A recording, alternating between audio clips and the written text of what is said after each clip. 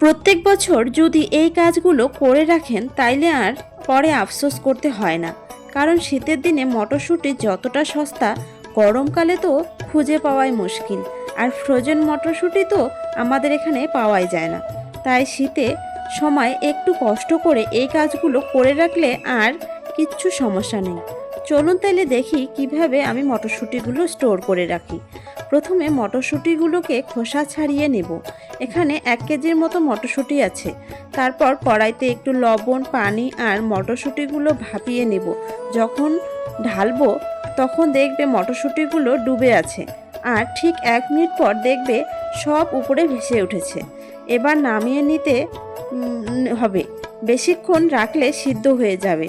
তারপর রোদে শুকিয়ে একটা কৌটায় ভরে ফ্রিজে রেখে দেব। আর যখন ইচ্ছা তখন সবজিতে দিয়ে দেব। ব্যাস, রেডি আমাদের ফ্রোজেন মটরশুঁটি।